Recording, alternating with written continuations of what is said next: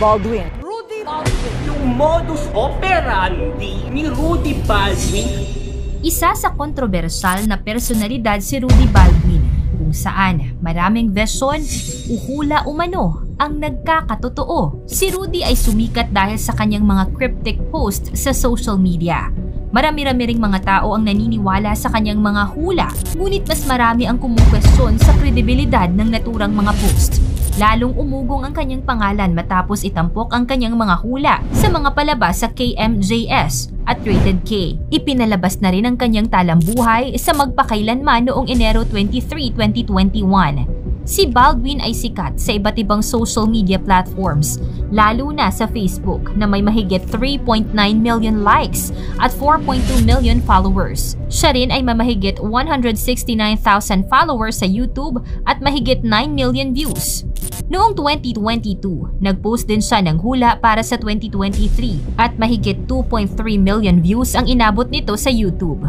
Ngayong taon, si Rudy Baldwin ay naglabas na naman ng panibagong mga versions patungkol sa darating na taong 2024. Ano-ano na naman kaya ang mga hula ni Baldwin at gaano katotoo at mapagkakatiwalaan ang kanyang mga predictions? Ang mga hula ni Rudy Baldwin sa taong 2024? Yan ang ating aalamin. «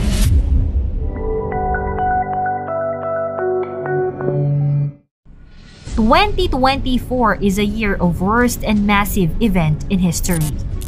Mga aksidente, disaster at madugong taon ng 2024 ayon kay Rudy Baldwin. Ayon sa kanyang mga version, marami siyang nakikitang posibilidad ng pagkalat ng iba't ibang aksidente sa kalupaan, himpapawid at karagatan. Marahil ay taon-taon naman ang pagkakaroon ng mga aksidente. Ngunit ayon kay Baldwin, sa taong 2024, mas malala ang mga mangyayari sa taong ito. Sa mga aksidente patungkol sa himpapawid ayon sa kanya, ang masamang enerhiya ay nakafocus sa buong parte ng Asya. Maaaring ito ay tungkol sa mga eroplano o mga fighting jets. Ito nga ba ay senyales ng isang malaking gyera sa himpapawid o kaya naman ay mga matinding sakuna sa mga eroplano? Sa parting karagatan naman, nagbibigay ng paalala si Baldwin sa mga OFW na seaman. Ayon sa kanya, mas malala ang hagupit ng karagatan at maraming mga sakuna ang maaaring mangyari. Ito ay konektado sa lalong paglala ng paghihiganti ng kalikasan, gayon din sa kalupaan. Hindi na bago ang araw-araw na kalupitan at krimen sa mundong ibabaw. Ngunit ayon sa manghuhula, may mga mangyayari sa 2024 na tatatak sa kasaysayan. Tila ito na ang isa sa pinakamagbibigay trauma at takot sa mga Pilipino. Ayon pa sa kanya, itong araw ay tila sumpa na nakatakdang mangyari at ang magagawa na lamang ay manampalataya. Ito ang nag-iisa nating kataas-taasang Diyos para sa kaligtasan ng lahat. 5 bagyong sunod-sunod. Sa taong 2024, mas makakaranas ang bansa ng mas pinalakas at mas pinatindi na epekto ng kalikasan. Mararanasan muli ng Pilipinas ang hagupit ng Ondoy. Matatandaan noong 2009 na hinagupit ng bagyong ito ang parting Luzon na nakaapekto sa halos 850,000 katao at bumawi ng buhay ng 240. Nagbigay ito ng matinding pagbaha sa Marikina River na naging dahilan ng paglubog ng Metro Manila. Binalaan ni Rudy Baldwin ang mga parteng tinamaan noon ni Ondoy dahil posibleng mararanasan muli ng mga tao ang hagupit na ito. Binalaan niya rin ang mga taong nakatira, lalo na sa Catanduanes, dahil sa kabi-kabilang landslide na mangyayari dahil sa bagyo. Ganti ng kalikasan. Noong nakaraang taon, binalaan ni Baldwin ang matinding hagupit ng kalikasan sa ibang bansa. Itong 2023, maraming mga bansang nakaranas ng malawakang pagbaha, tsunami at wildfire. Ngayong 2024, Pilipinas naman ang binabalaan ni Baldwin dahil posible raw na ang Pinas naman ang makakaranas ng matitinding dilubyo ng kalikasan. Singlakas na mga naranasan sa ibang bansa ang tatama sa Pilipinas. Marami ang masasawi at malawakan ang maapektuhan.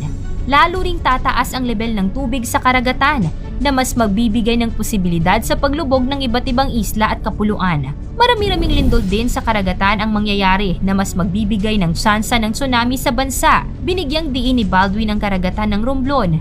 Nagbigay din ng pahiwatig si Rudy Baldwin tungkol sa Bulkang Taal. Ayon sa kanya, kakalma lamang ang bulkang ito sa 2024. Ngunit pagdating ng 2025, mas lalala at titindi ang pagsabog nito. Pandemya sa 2024. Hindi lang si Rudy Baldwin ang nagbibigay prediksyon tungkol sa posibleng pagkakaroong muli ng pandemya sa darating na panibagong taon. Ayon sa kanya, isang malawakang pandemya na naman ang darating sa bansa. Ito ay mas malala at mas nakamamatay kumpara sa COVID-19.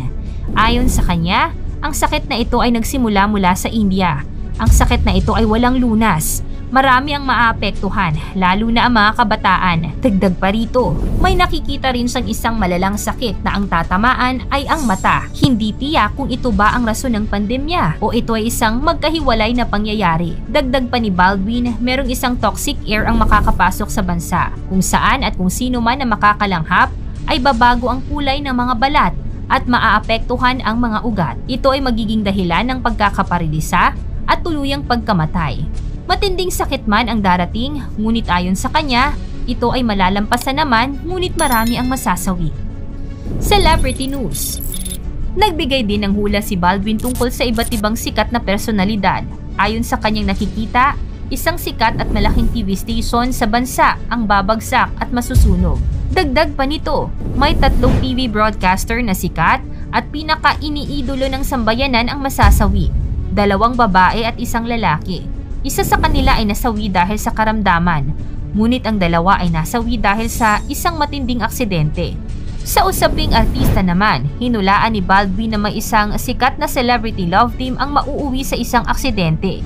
Hindi nasabi kung gaano kalala ang naging aksidente, ngunit hindi naman nilinaw kung ito ba ay nauwi sa pagkasawi. Isa pa sa nakakatakot na hula ni Baldwin ay isang artista na nagmula sa sikat na TV show na Pinoy Big Brother ang tinapos ang buhay dahil sa depresyon. At ang panghuli, isa ring Pinoy vlogger ang makakaranas ng malalang injury nang dahil sa isang segment na ginawa sa kanyang vlog. Ayon kay Rudy Baldwin, sikat na sikat ang lalaking ito at nasa tuktok ng kanyang kasikatan. Ngunit dahil sa naturang aksidente ay hindi na ito makakabalik sa dating kasikatan. Nilinaw naman ni Baldwin na hindi lahat ng kanyang hula ay nagiging totoo. Ayon sa kanya, sinasabi niya lamang kung ano di umano ang kanyang mga nakikita. Ito daw ay kanyang paraan upang magbigay ng paalala at babala sa kung anumang posibleng mangyari sa hinaharap. Mangyari man o hindi ang mga hula ni Rudy Baldwin sa taong 2024. Tandaan natin mga kasoksay na isa lang dapat ang ating paniwalaan at saan tayo manampalataya. Ito ang nag-iisa nating kataas-taasang Diyos na nakakaalam ng lahat ng bagay sa hinaharap. Ikaw, ano ang masasabi mo sa mga hulang ito? Magkatotoo kaya ang mga ito? O isa lamang huwad na panghuhula at pananakot? Ikomento mo naman ito sa ibaba. Paki-like ng ating video, i-share mo na rin sa iba. Salamat at God bless!